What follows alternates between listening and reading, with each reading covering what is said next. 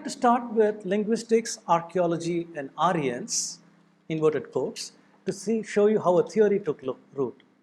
So William Jones, when he came to India, Calcutta, he saw that Latin, Sanskrit, and Greek are related, and he wanted to address that question. To address that question, they proposed that there must have been an ancestral language called Proto-Indo-European, and this language had a homeland. They had a lot of debate where that homeland is. Finally, they said Central Asia, between Caspian Sea and Black Sea, that is where this ancestral language was. And migrations from there took language to Europe as well as India. That's why we got commonality, because these are all daughter languages of Proto-Indo-European. So the homeland shifted from several places. I'm not going to bother about this, but I'd like to give you some idea of the linguistics itself, the frameworks. Today there are several things like comparative linguistics, a methodology that was born from things like this. If I say, what is the word for milk? Let us say in Tamil. In Tamil, let's say pal. Pal is the word for milk. In Kannada, that becomes halu. In Telugu, it becomes palu. So the ha became pa. And from the strong pal, it became palu. So you see, syllables are added, syllables change, and so on. So linguistics was concerned with the morphology of the sound. Where is the sound formed? Is it formed the front of the mouth, the middle, behind? Do I have to roll my tongue and hit it against the teeth? If I say ta, I have to roll my tongue and hit it to the top. If I say ta, I have to hit the back of my teeth with that. If I say pa, I must join the lips together and say that. So this is called morphology of the sound. So they were concerned with, if I take 100 languages, say 100 words in each language, the cognates meaning the same meaning, like palu, halu, and others are cognates, right? So they tried to see how did it change from one to the other, and they tried to propose a relationship. This is an older form of sound, this is a later form of sound. Based on subjective ideas like that, they came about with this notion. Then we got things like lexicostatistics and others, but bottom line, laws like Grimm's law came about. So Grimm's law comes with things like this. Ba is an older form of sound, became ba, became pa, became fa. How did these things come about? So things like these things came about, and how did these laws come about? It was pulled out of a hat. It was pulled out of a hat to support their theories, Eurocentric theories, that language went from Central Asia and became Balto-Slavic in the earliest route in 3000 BCE, and this side, 1500 BC, came towards Iran, from Iran into India as Sanskrit. To support these ideas, they had to see what is an earlier form of sound, what is a later form of sound. To service that ideology, they brought about these kind of laws, conveniently, circular arguments. You see what I'm saying? That is how this thing came about. And to give an idea, this is the kind of thing they reconstructed, Proto-Indo-European.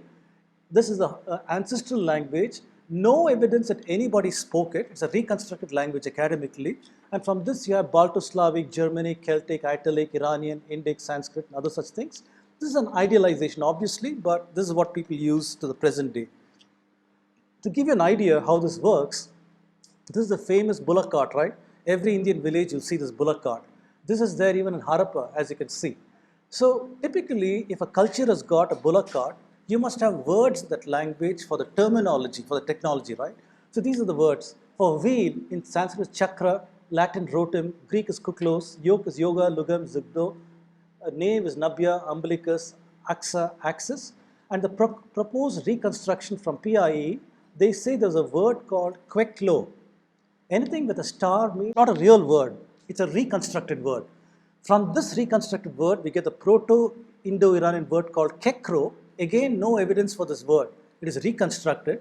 From that, they say we get the Sanskrit word called chakra. The punchline is not there. The punchline is, to develop this theory, the data was from Sanskrit.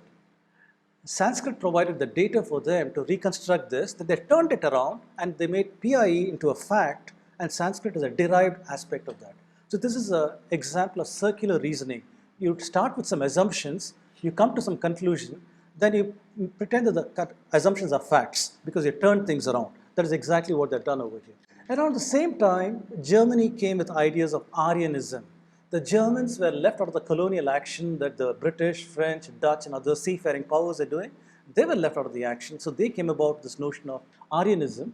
And Geiger, he suggested that Indo-Europeans are blonde, blue-eyed people, and these tribes have become darkened and mixed with foreign admixture of genes. For example, he said originally they were blonde, white people, By the time he came to India, they mixed with the darker people here and they became that. How did he get that? Is there anything in linguistics that say that? Nothing. He just pulled it out of a hat and this became received wisdom. And they made dubious readings of the Vedic text to show that Aryans, fair invading Aryans clashing with snub-nosed indigenous dasas. Things like this, trained translations were done to do these kinds of things. And around that time itself, Datta, who's a nationalist, he said Germanism arose among the peculiar political conditions of 19th century Germany. We cannot see any reason why in India we should pin our faith in it. He criticized the slave psychology of the Indian mind way back then itself. He was saying that everybody was sold on this idea.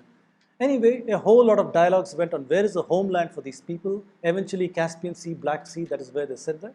And there are some people who said that changes in the ceramic record, meaning that in the pottery record, if you see in archaeology, if you see a new kind of pottery in the archaeological record, it is indicative of a foreign culture coming in.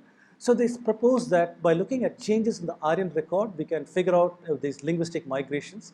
It worked somewhat for Europe, but it failed spectacularly for India because there is no change in the pottery record for the so-called Aryan invasion.